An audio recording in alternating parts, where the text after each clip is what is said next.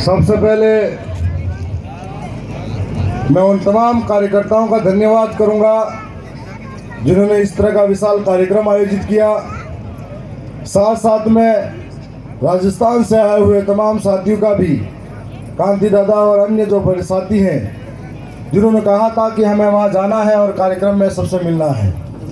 मैं इस अवसर पर हमारे महान पुरखों को नमन करते हुए इस पंडाल के अंदर उपस्थित दूर दराज से आई हुई मेरी इज्जतदार माता बहने, नौजवान युवा साथी और कर्मचारीगण, उन सबको मैं धन्यवाद जोहार करता हूं। हमारे कार्यक्रम व्यस्त हैं तो इधर से उधर सब जगह जा रहे थे।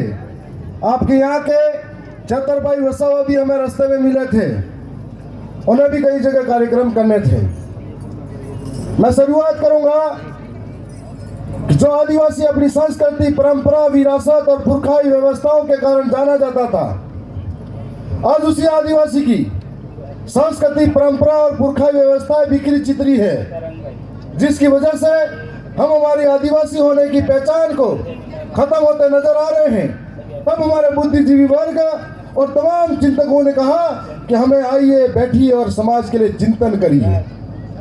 और आज हम लोग चिंतन की दिशा में बढ़े कि किस तरीके से हमारे पुरखे बिरसा मुंडा, हमारे जननायक और रॉबिन हुड कहे जाने वाले टांटे मामा और इस इलाके के कई जननायक हुए थे, जिन्होंने औपनिवेशिक शासनकाल के अंदर या अंग्रेजों के सामने अपने लोगों को बचाते हुए अपनी जमीन बचाई, अपना जंगल बचाया, अपना अधिकार बचाए, जिसकी बदौलत हम सुरक्षित रहे।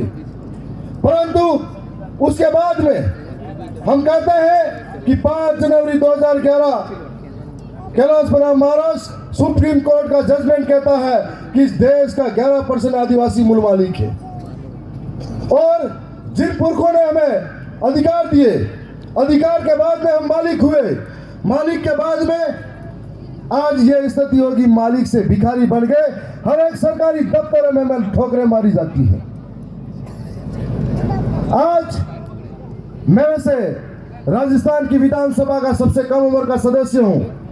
जब मानगढ़ की पहाड़ी पर उस शहादत के बाद में हम भी एक बार गए थे, इस वैचारिक जन जागरण के बाद में, तो पहले सुना करते थे कि मानगढ़ के आसपास के जो गुजरात का आदिवासी है, महाराष्ट्र का आदिवासी है, राजस्थान का आदिवासी है और मध्य प्रदेश का आदिवासी है, ये सामाजिक रूप से, सांस्कृतिक रूप से और शैक्षणिक रूप से पुरखाई व्यवस्था के अंदर एक समान है।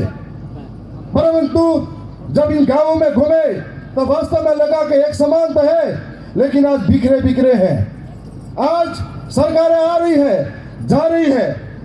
कई भाई ने कहा था अभी कि मध्य प्रदेश के अंदर एक व्यक्ति को नक्सलवादी घोषित करके मार दिया था जो गाय चराने जा रहा था। सरकारें आई गई, आजादी के 75 साल भी आदिवासियों की स्थिति वैसी की वैसी रही और आदिवासी वही का वही रह गया। कभी विकास के नाम पर विस्थापित होना पड़ा, कभी स्टैच्यू ऑफ यूनिटी के नाम पर हजारों गांवों को उजाड़ना पड़ा, कभी मणिपुर के अंदर 2 समुदाय को लड़ा के हमें आपस में उलझाया गया, कभी छत्तीसगढ़ के अंदर हसदेव के नाम पर हमारे गांवों को खाली कराया गया, तो कभी झारखंड के अंदर हजारों लोगों को बाहर विस्थापित होना पड़ा, तो कभी राजस्थान के अंदर पूरी अरावली को खनन के नाम पर खाली करके आदिवासी को विस्थापित किया। और हम लोग देखते ही देखते रह गए। मैंने पिछले इस बार के सत्र के अंदर सदन में कहा था कि बाहर से खनन को कंपनियों को इस आदिवासी इलाके में रख सकते हैं और ये कंपनियां उद्योगपति की बिना कानून के यहाँ पर आकर खनन कर सकती है, लेकिन जो आदिवासी इस जंगल के अंदर जब से रह रहा है, इनके वन विभाग के कानून नहीं बने थे, ये संविधान लागू नहीं हुआ था, तब से इस सदन के इस जंगल के अंदर रहने वाला है और उस जंगल के अंदर रहने वाले आदिवासी को विस्थापित कर दिया जाता है। मैंने कई मंजर देखे हैं जब बेघर होता हुआ कोई पीला लेकर रो रहा है, लेकिन उसकी पीड़ाओं को कोई सुनने वाला नहीं है। ऐसे वक्त में ये कहना चाहेंगे, कई बार कई तरह की घटनाएं सामने आती हैं, तब हमें लगता है कि इसका कारण कई हम भी होते हैं। इसलिए होता है कि जितने हम आदिवासी हैं उतने हमने अलग अलग संगठन बनाए, उतने अलग अलग झोले झंडे लेके घूमे और उतने ही तरीके से हम बढ़ते गए। यदि हम लोग एक नहीं हुए और यदि हम लोग एक होकर लड़ने नहीं लगे तो जंगल जाएगा, जमीन जाएगी और धीरे धीरे हम लोग खत्म होंगे। संस्कृति की बात करें तो आज हमें जो अधिकार मिले हैं, हमारी मूल पहचान है, हमारी संस्कृति है, इसीलिए अधिकार मिले। आधुनिकता की चकाचौंध के अंदर हम लोग अपनी संस्कृति से दूर भागते नजर आए, और एक दिन ऐसा हो जाएगा कि कौन कहेगा कि यह आदिवासी है, और आदिवासी और गैर आदिवासी में फर्क क्या महसूस होगा। इसलिए हमें समझना पड़ेगा और आज इस तरीके से लड़ना पड़ेगा। अभी पिछले सत्र के अंदर हम लड़े थे कि ऐसे ऐसे राजस्थान के अंदर भी कानून ला रही थी, डबल इंजन की सरकार, मतलब राजस्थान में भी बीजेपी और केंद्र में भी बीजेपी, तो यहाँ पर गुजरात में भी बीजेपी, और ऐसे में ऐसे ऐसे कानून आ रहे थे कि उद्योगों के नाम पर सीधी जमीनें ले सकते हैं। हमने कहा कि राजस्थान ही नहीं, जहां जहां आदिवासी रहता है वन विभाग की जमीन है, और उसके बाद में चारागाह जमीन भी है, उसके बाद में बिलानामा जमीन भी है, लेकिन आदिवासियों के साथ में चारागाह बिला नाम पर ये उनकी नहीं है, और कभी भी उनको कह के हटवा सकते हैं। ऐसा कई किस्से सामने आते हैं, और ऐसे में जरूरत है कि हमें एक होकर लड़ना पड़ेगा, और लड़ना किस जगह है यह भी समझना पड़ेगा। दक्षिणी राजस्थान के अंदर आदिवासी परिवार की व्यवस्था बनी हुई है, और इस व्यवस्था के माध्यम से हमें कभी सोचा नहीं था कि उस व्यवस्था के माध्यम से हमारी आवाज कोई राजस्थान के जयपुर के अंदर पहुंचा सकता है। और ऐसी व्यवस्था के माध्यम से मेरे जैसा साधारण परिवार का व्यक्ति वहां गया, तब हमें लगा कि वहां जाकर बोलने से फर्क पड़ेगा। और मैं आपको भी कहना चाहता हूं, यदि किसी को विस्थापित होना पड़ेगा, आपके यहाँ पे अभी हाईवे निकलेगा, 5-6 गांव विस्थापित होंगे। ऐसा ही अभी किसी के साथ अन्याय होगा, शोषण होगा, तो हम लोग क्या करेंगे? ज्ञापन देंगे, धरना प्रदर्शन करेंगे। मैं आपसे कहना चाहता हूं कि लोकतंत्र के अंदर ज्ञापन देना, धरना देना भी एक समाधान तो है, लेकिन 1 लाख लोग यदि आप इकट्ठे करते हो और आपका एक जनप्रतिनिधि गांधीनगर के अंदर भेजता हो, तो वह एक बराबर की आवाज हो जाती है। और इसलिए इस आवाज को वहां तक पहुंचाने की जरूरत है। इसलिए मैंने राजस्थान की विधानसभा के अंदर एक और बात कही थी कि हमें सांस्कृतिक रूप से बांटा गया है, हमारे साथ रोज अन्याय अत्याचार हो रहा है, तो हमारे लिए एक अलग स्टेट होना चाहिए और बिल प्रदेश होना चाहिए। ऐसे में मैंने कहा था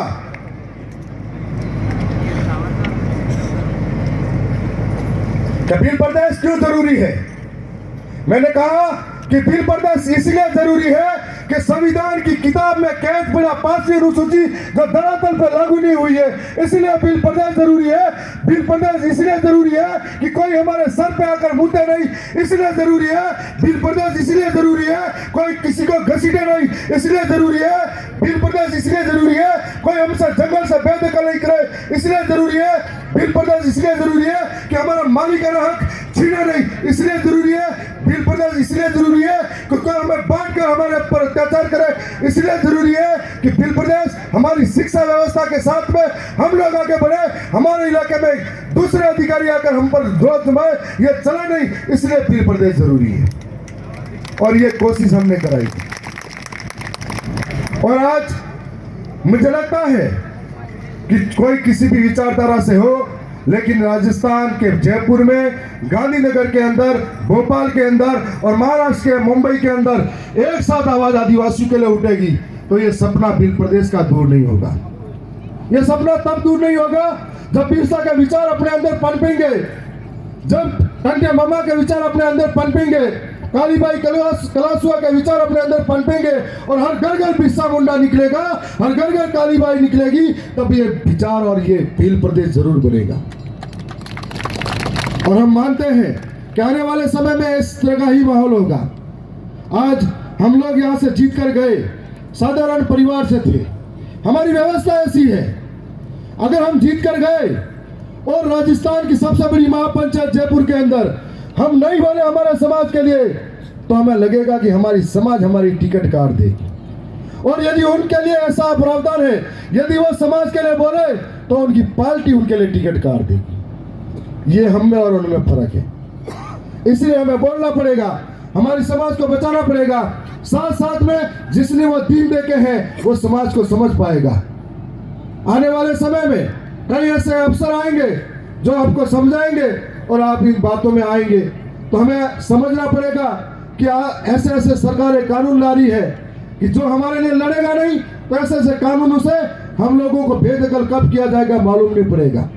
अभी राजस्थान के अंदर एक कानून आया था, कानून आया था कि उद्योगों के नाम पर हमें कहीं पर भी जमीन ले सकते हैं। तो उस कानून को लेकर हमारे सारे विधायक बोले और लड़े। वो कानून वहां पर वापिस बहस में गया। अगर हम नहीं बोलते तो वो कानून सीधा लागू होता और कई लोगों की जमीनें चली जाती उद्योगों के नाम पर। हमारे वहां पर एक कानून और ला रहे हैं, धर्मांतरण का कानून। उस कानून पे फिर से हम बोले तो उस कानून को पीछे बैक किया और फिर से एक समिति बनाकर इस पर चर्चा कराई जाएगी, पीछे लेके आए। हमारे वहां पर कानून लाए कि उद्योगपति के नाम पर सीधे सारी चीजें हो सकती हैं। तो ऐसे कई कानून गुजरात के अंदर भी, गांधीनगर में इन महलों के अंदर इन गरीबों के लिए बढ़ जाएंगे और हमें पता ही नहीं लगेगा। तो आखिर बोलेगा कौन, आखिर लड़ेगा कौन? तो कोई हमारे लिए लड़ने वाला और बोलने वाला चाहिए, जो हमारे लिए लड़े, हमारे लिए बोले, हमारे लोगों के लिए बात करे कि हम आजादी के 75 वर्षों बाद भी सरकार आई गई, लेकिन वोट बैंक के नाम पर इस्तेमाल तो किया और धीरे धीरे हमें हाशिए की ओर धकेल दिया। हमारे यहाँ पर मूलभूत सुविधाओं की भी पूर्ति नहीं कर पाई। तो आज आपके बीच में हम खड़े हैं। मैं राजस्थान के नजदीक डूंगरपुर से भी आगे प्रतापगढ़ जिला लगता है और सीता माता अभ्यारण्य है। हमारे वहाँ पर 40% जंगल के अंदर लोग रहते हैं और रोज हम लोगों को लड़ना पड़ता है। तो मैं ये कहना चाहूंगा कि जब भी ऐसी कोई बात आए इस गुजरात के अंदर भी, जहाँ पर आदिवासियों के साथ में कोई पीड़ा हो, तो हम लोगों को याद करिए, हम हमेशा आपके लिए तैयार खड़े मिलेंगे। हम इसीलिए भी खड़े मिलेंगे, हमें ऐसा लगता है, चाहे वो मणिपुर का आदिवासी हो, चाहे मध्य प्रदेश का हो, चाहे गुजरात का हो या महाराष्ट्र का हो, यदि किसी को कहीं चोट लगती है, हमें ऐसा लगता है कि हमारे शरीर के किसी हिस्से पे चोट लगी है, इसलिए हमें वो दर्द महसूस होता है। और आज हम फिर से यही कहेंगे कि इस मौके पर आप सबने हमें सुना। मैं कल दिन से लगातार कई कार्यक्रमों में था, इसलिए थोड़ा लेट हो गया था। मैं उत्सुक था आप सबसे मिलने के लिए कि इस इलाके से भी वाकिफ होना चाहता था, जहां पर एक चाले और इस नारे में बहुत कुछ बदलाव हो गया था। तो आने वाले समय में एक चाले पर आदिवासी चाले, इस नारे के साथ में हम लोग आगे बढ़ेंगे।